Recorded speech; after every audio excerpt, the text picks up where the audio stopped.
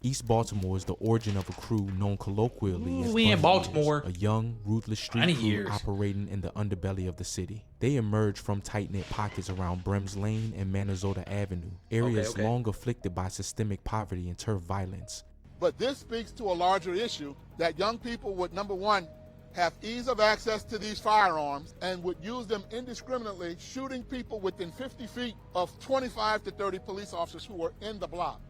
Either they don't care about consequences or don't believe the consequences, and they have no respect for human life or the sanctity of life or authority.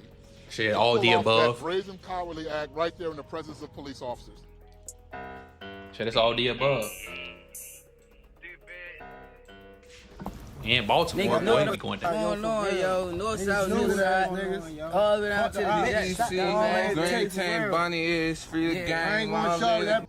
What me, you heard for real? You stupid ass know. It's forever like that, man. I don't gotta show that shit, nigga. Stupid. Send some shots out of Alpha, a rat beef. Ron gun up the person in the backseat. Send they block trying to out to. Here in Baltimore, people talk is damn near like here in New York, people talk. Like, they accent is crazy, bro. Like, stupid, too. Like, it is funny as hell, bro. Like, but hey, it be going down in Baltimore. Hey, Baltimore is one of them cities you don't play in. Like, you go there and visit, but as far as like any other shit, hey, do not play because you will get your head cracked out there. Like, it be going down in Baltimore, man. Before we get started on this video, make sure you go check out my website. That's in the Shout out to the Trend Report. Viral videos daily, and plus make sure you like the video and share it with someone to spread the violence awareness. The crew is believed to be associated with the larger local Mossy gang. Online videos titled Mossy Gang X Bunny Ears Vlog show masked young men flashing a distinctive hand gesture, 2 fingers resembling bunny ears, signaling their affiliation. Social media clips, including TikTok interviews, feature them chanting Mossy Gang Bunny Ears and making direct territorial claims. These are not casual posts, but online assertions of power and identity within their neighborhood. Members are shockingly young, often in their teens, with several implicated in shootings and homicides. Prosecutors allege their involvement in multiple East Baltimore murders and shooting incidents, including fatal teen-on-teen violence and carjackings, traced back to this crew. Affectionately ruthless, they operate under brutal internal codes familiar to Baltimore's gang landscape. They are entrenched in a political struggle over street corners and drug markets, competing with rival sets for dominance and retribution. This crew represents a new wave in Baltimore's gang politics, a hyper-local, youthful crew, self-branded online, and quick to resort to violence to enforce territorial control. Their actions reflect a growing trend among East Baltimore street gangs, small, insular, yet capable of extreme violence. Everywhere you go at is broke ass niggas and it's niggas that get money though. But that's I feel like certain niggas over East change that stereotype. Feel me? I ain't no hating ass nigga for real. So you got niggas like bunny ears niggas. They look good. They be cutting. Feel me? From over East. Get what I'm saying? That's about it. Damn.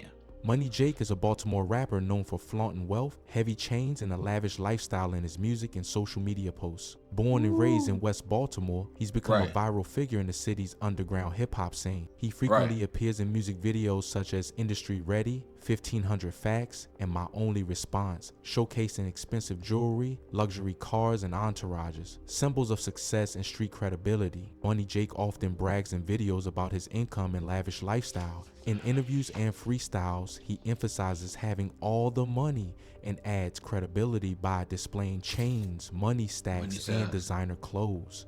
Claims have circulated that he was robbed of a valuable chain in a confrontation tied to a rival gang known as the Bunnies or Bunny Ears, stirring buzz online and sparking speculation about gang affiliations or conflicts. While Money Jake hasn't publicly confirmed formal gang membership, his connections and conflicts suggest he moves within Baltimore street and gang-influenced circles. Some videos hint at ties to broader regional groups or disputes, but nothing labels him as a core gang member. Musically, he's collaborated with local and regional artists like ESTG and BC Tay, reflecting his growing influence in Baltimore's rap community. Overall, Money Jake blends bold self-promotion with street narratives, a rapper whose flair for wealth signaling is infused with the tension of Baltimore's gangling drama. About 5 months ago, Money Jake was at a Baltimore recording studio when he was violently robbed. Members of the Bunny Ears crew allegedly rushed in, seized his jewelry including a heavy chain he'd been flaunting, along with cash, weed, and other valuables. Eyewitness footage and viral clips quickly emerged online. One YouTube short was titled "Baltimore rapper Money Jake get his chain snatched by bunny ears," while social platforms buzzed about Money Jake chain took by bunnies, and Money Jake still hasn't spoken out about bunny ears taking his chain.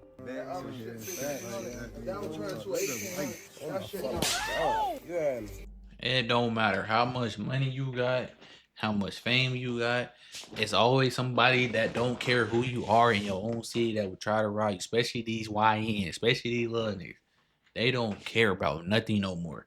Like, it used to be some type of respect, you know, back then growing up, but now it's just, hey, we don't care who you are. You flashing that chain, you flashing all this money, they gonna get up on you. And it's sad. Like I said, sometimes you just gotta get up out of there and go do that somewhere else. Like, it's crazy though. But we already knew they was gonna put it on Instagram. They gotta show it. They gotta show they did it. Oh my God. Took them off everything. It's crazy. Everything. Took them off everything. You heard me. Took them off everything. That's what happened when you... On Reddit's r/BodyMore410, users discussed the incident. One commenter wrote, "Them niggas dumb. Why do niggas instantly post putting insurance on themselves?" Others speculated on gang politics behind it. Baltimore rappers can't play both sides and expect no kickback. These online discussions frame the event not just as a robbery but as an intergang statement. Bunny Ears sending a message and Money Jake's public profile making him a target. While Money Jake has not released a formal statement about the incident, he responded indirectly in music. In a track released soon after, he dropped a diss song claiming ownership of significant street credibility in addressing the chain theft, clearly influenced by the incident. To date, there's no public record of the stolen items being recovered or arrests made. The robbery remains one of several flashpoints highlighting the volatile relationship between Baltimore's rising local rappers and crews like Bunny Ears. On July 24th through the 25th, 2024, 3 Baltimore men, Jerome Waters, 23, Calvin Israel, 23, and William Barnett, 27, all connected to the Bunny Ears gang, traveled from Maryland to Queens, New York. The trio posed as marijuana buyers at a stash house in Bayside to rob their dealers at gunpoint and kidnap them. Also, William Barnett is a known Baltimore rapper known as Zone 18 Will. Once inside, Waters and Barnett brandished firearms, forced the dealers into zip ties, and brought in 2 accomplices. The group herded their captives into a Jeep and a U-Haul van, stealing approximately 30 pounds of marijuana during the operation. Within the confines of the U-Haul, Julian Mejias, a 23-year-old dealer, was shot multiple times in the head by Marcus Pittman, Nacho, or Cheese. First responders found Mejias' lifeless body on 208th Street near 32nd Drive in Bayside, still bound by zip ties and surrounded by bags of weed. The robbery and kidnapping scheme concluded with the suspects fleeing back to Baltimore. In a surveillance video dated July 24, the defendants were seen at a New York gas station en route to the stash house. On October 24th, 2024, Waters and Israel were arrested in Baltimore and indicted in Brooklyn's Eastern District. Barnett remains at large. A second superseding indictment, unsealed May 20, 2025, added Jalon Lenny Garrett, 20, Marcus Pittman, 30, and Delonta Pittman, 31, to the charges. The 6-count indictment accuses the crew of conspiracy to commit armed robbery, kidnapping, interstate drug trafficking, and the murder of Mejias. Federal prosecutors say Garrett held a second deal at gunpoint while Marcus Pittman executed Mejias in the back of the U-Haul. Israel is accused of renting the van used in the operation. If convicted, Waters, the Pittmans, and Israel each face life imprisonment, while Garrett faces 10 years to life. This brutal interstate crime reflects a disturbing evolution among Baltimore-based robbery crews, moving beyond localized turf violence and leveraging brutal cross-state operations.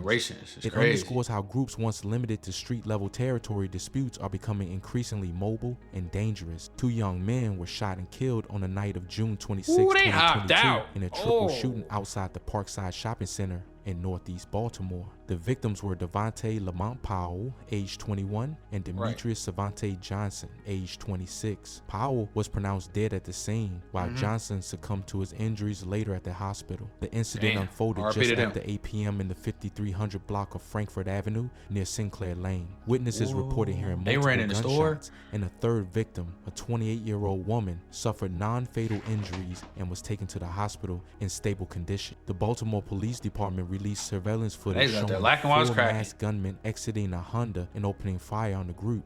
A second burst of shots rang out inside the convenience store, extending the violence beyond the parking lot. Authorities have since offered an $8,000 0-cents reward for information identifying the suspects. No arrests have been made, and police have cited no confirmed connections to the Bunny Hills crew. Like, y'all can't be out there lacking while it's cracking. Ain't was nobody paying attention to the street. They just one big group talking, and there's probably hee-ha-ha, and ain't nobody watching the cars go by. They done got hopped out on and got sprayed down. Like, y'all can't be in the streets, bro, and just be lollygagging thinking like it ain't nothing cracking out there. Especially in cities like Baltimore. Like, come on, man. Like, that's crazy. However, the shooting occurred in the same general area where bunny ears linked activity has been observed, hinting at potential overlap or territorial conflict. This tragic incident reinforces a troubling pattern of gang and street violence in Baltimore.